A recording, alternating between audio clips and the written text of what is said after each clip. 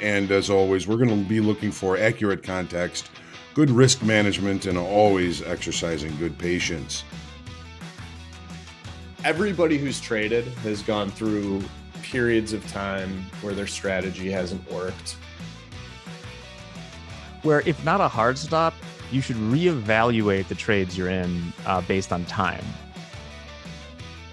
That's what we're here for, is to put ourselves in the best success. A trading routine does that, builds that habit, lets you know what to work on, what to reflect on, and what to improve on the next day.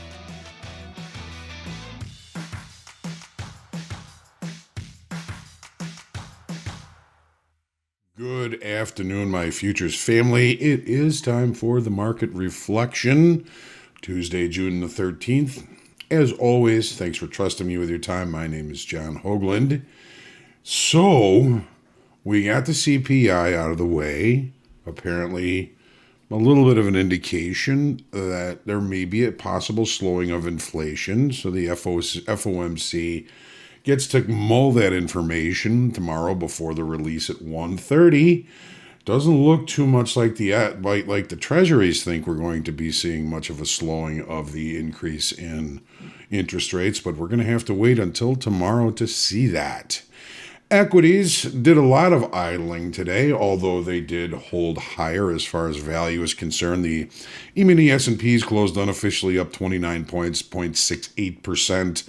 The NASDAQ up about 112 points, 0.75%. And the Dow even closed higher today at up about 135 ticks, 0.38%. Crude oil had a nice pop today and did leave an island bottom, at least for now. Crude oil settled at $69.42, up $2.30 or 3.43%.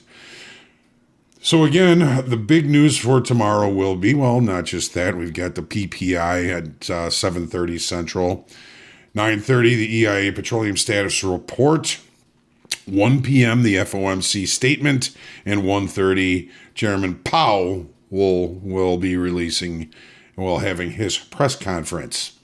So one of the things that I was looking through and I read today that I thought was kind of strange and maybe even a little bit upsetting is the fact that Janet Yellen said that we should expect a slow decline in the dollar as the reserve currency. What are you going to do about it, Janet? That's my question to you. That should not be happening, and we should not be okay with it. We should not expect it. So, again, just kind of hanging around. Had a tough day in Make Hogue Money. I didn't do anything until after Make Hogue Money, and I never even got on base today. Tough trading day. I started to get maybe a little upset, started doing a little bit of over trading, so I just said, you know what, I'm not hurt. I had a couple of small losses today. I'm going to be okay with that. Tomorrow's my last day before vacation, so the last thing I want to do is have a big blow up day. So we've got tomorrow, and then Thursday and Friday I will be out. Monday and Tuesday I will be out. I think we'll probably be having a prep with JD. I'm not sure if he's available for that just yet, but I'll try and let you know by tomorrow morning. And we do have Make Hogue Money tomorrow afternoon as well. So we'll see if we can't do any better after the FOMC announcement, right? So I'm just kind of humbled today. I'm used to being able to eke out profits most days. Today just wasn't one of them, and I have to be okay with it. That's the way the market goes. We kind of joke that we don't take losing trades and Make Hogue Money, and nothing could be further from the truth. Losing is part of trading, so we're going to just move on, relax a little bit this evening, and see what tomorrow offers. We're going to take a look here through the charts in just a moment and just see what the markets did. I think a couple of the bigger features that the markets did today, again, that island bottom in crude oil, I think may be something that may be impactful and important information moving forward. The euro traded up to weekly kickoff high, but did not penetrate or accept above it. We got the NASDAQ that's traded up to weekly kickoff high, did not really penetrate or accept above it. And then we've got the 10 years hitting the skids as far as price is concerned at the end of the day today. I wonder what the let me see if I can catch the rate. Yeah, the rate was up almost 10 basis points today. So you can see why the 10-year prices have plummeted. So is that an indication of what traders think that the Fed is going to do tomorrow? It's going to be an interesting one. Hello, Vince. Nice trade at the end of the day there, my guy. Man, you had some good trade location on that. Julian, good to see you. ZK, I was thinking about longing 2-year, no futures trading, but doing outright at the moment up 13%. Afternoon trading family to you too, Zach. Phil, good to see you. Why don't we jump into the charts and see what we see? We'll start with crude oil here. So we had a pretty decent move to the downside yesterday that added to 10,000 in open interest. But remember, crude oil is also in rollover. I can't wait for rollover to be over. Markets just don't act the same way. And the last thing I want to do is learn how to trade it and then have rollover be over and have to relearn how to trade it, right? So anyways, we did see a pretty decent pullback today. Here's the crude oil. This is the 30-minute chart. Here we have price moving down relatively, leaving a daily session range and then gapping away from that daily session range. So we've put an island bottom here, which can be a pretty substantial reversal pattern. So we'll be paying attention to how this plays out over the next few days. Looking at the TPO chart, looks like a bit of a P-shaped profile, short covering. We probably buried into some shorts yesterday. Those are probably the first ones out today. But here's another picture of our island bottom. Gap to it, gap away from it. We'll see how that plays out over the next few days. Well, I'll be here tomorrow to go through that with you, but just be paying attention there. Here's the S&Ps. We were talking about how how rollover kind of creates a lack of clarity in the auction process. Well, we're seeing the auction process continue to push to the upside today. After adding 109,000, well, I think it was just under 100,000 in the actual yesterday in open interest. But again, that's a function of rollover. It's very difficult to read direction into open interest during rollover. Here's our 30-minute chart today. Well, let's just smush this down a little bit. So, the market really did hold up well. We had a late spike. We accepted higher pricing. We'll have to see again what happens tomorrow with the FOMC meeting and the PPI numbers. Those can be somewhat impactful as well. The warning shot. Is there a warning shot for longs? Well, we gapped up to this range. If something happens and we gap away from this range, that leaves an island top. We'll check that out in the morning, but that would be a bit of a warning shot for longs. Here's the TPO chart from today. Very normal variation. Barely did we leave the initial balance. We did leave a poor high at the high today. That's somewhat interesting, but this is a very prominent naked point of control for us to be paying attention to at some point in the future. But a neutral, almost normal trading day. The market idled all day today in anticipation for tomorrow, probably. We did get some of the news we were looking for in the CPI numbers. Obviously, the market is really anticipating tomorrow's FOMC meeting release.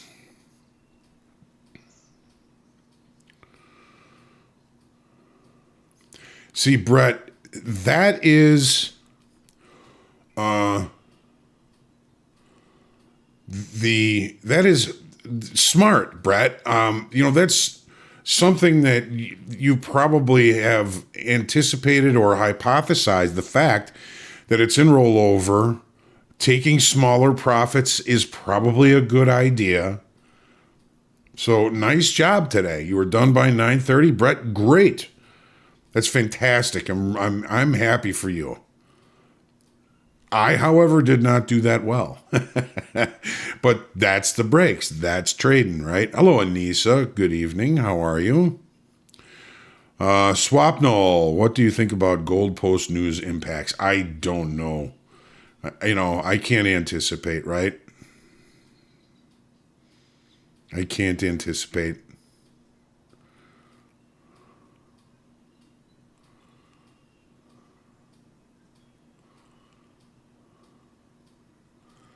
Jenish, I'm not sure what you're discussing here, but so here's the NASDAQ, traded to weekly kickoff high and did not accept above, at least not yet. Here's our 30-minute chart.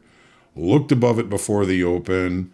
The high of the regular trading hour session range, really almost exact to it. And then we just range bound, just stayed in range. We do not, however, have a gap, so we can't create an island top in the NASDAQ. We could possibly in the S&Ps, but we did close the gap today in the NASDAQ, traded into the late spike, found buyers there, and just rotated. Here's the TPO chart from today. Normal day, a normal trading day. Doesn't happen that often in the NASDAQ. We have the initial balance on both extremes as the extremes of the regular trading hours session. The market is waiting for information. That's so typical of a market that is just hanging out, waiting for new information. Brett, I wish I'd had the same thought that you did and just fade the extremes and take small profit targets, just stack up some cash and walk away. It was a great job, Brett. I'm happy for you. Here's gold. So we did finally get some directional activity here in gold, but did it change anything? Did it change the fact that we're still in range and value and in short time frame control? We did see some decent selling come in on some decent volume. We'll watch the open interest tomorrow morning to see if there's any real meat to this move to the downside or if it seems kind of hollow. Here's the 30-minute chart. Oh, I gotta shorten this up here. So here's 11, 12.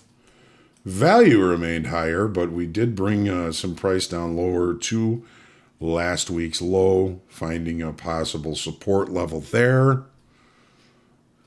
Even though the market was somewhat directional today, it didn't change the current market state. I'm hoping we see some market state changes tomorrow. Here's the euro. Euro traded up to the weekly kickoff high, where gold traded down to last week's low. A little bit of a divergence there. Here's the 30-minute chart.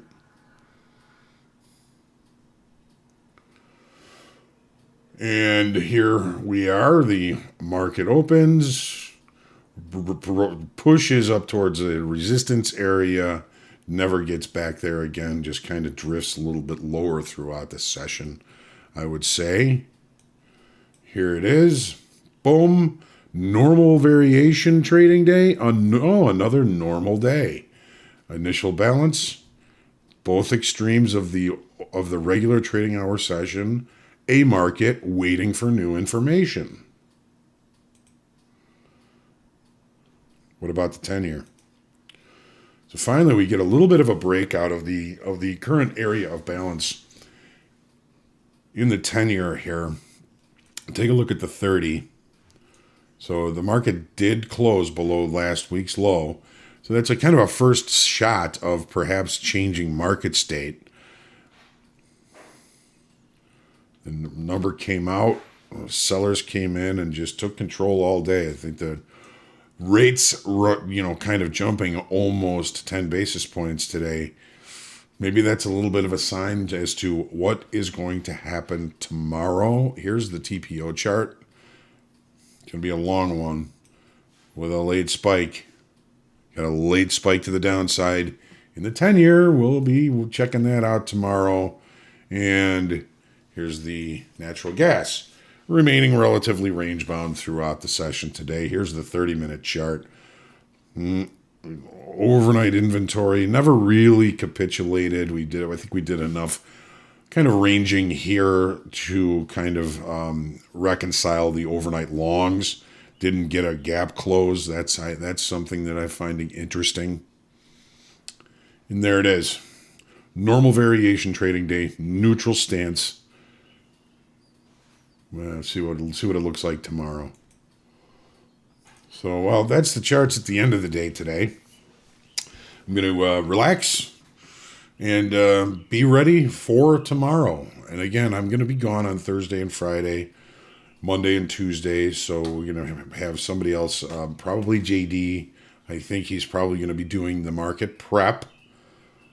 Otherwise, we may be out of market prep for a couple of days. I apologize, but I feel like it's time for me to get some R&R. We're going to go down to Florida with my wife and a couple of friends and goof off for 5 days and then come back feeling fresh and ready. By then, rollover in the equities will be over. Thank goodness. This day in history, Pioneer 10 departs our solar system in 1983. 1967, Thurgood Marshall is appointed to the Supreme Court. 323 BC, Alexander the Great dies. And in music, if you guys are fans of David Gray, today is his birthday. He was born in 1968. Always been a fan of David Gray and his song Babylon, but he's got a lot of other good songs. Don't really recognize too many of the other birthdays here. Since 1966, Sinatra was at number 1 in the UK singles chart with Strangers in the Night. Strangers in the Night. All right, 1975, Peter Frampton played the first of 2 nights at Winterland Ballroom in San Francisco. Part of those concerts became his number 1 double album, Frampton Comes Alive. If you see him now, he's bald.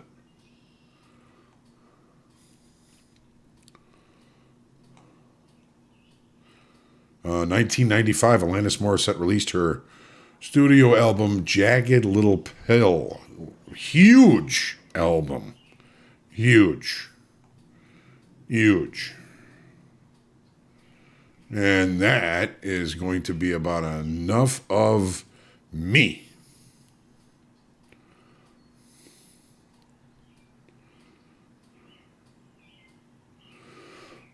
Daniel, what does an open test drive on the market profile actually test usually on the ES? An open test drive.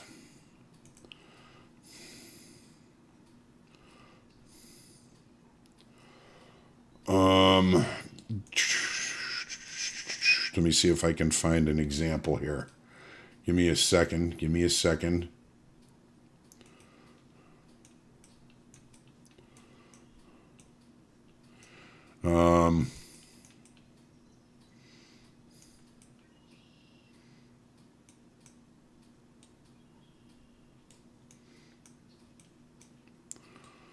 Okay. They're similar. It's similar to an open test reverse, open test drive.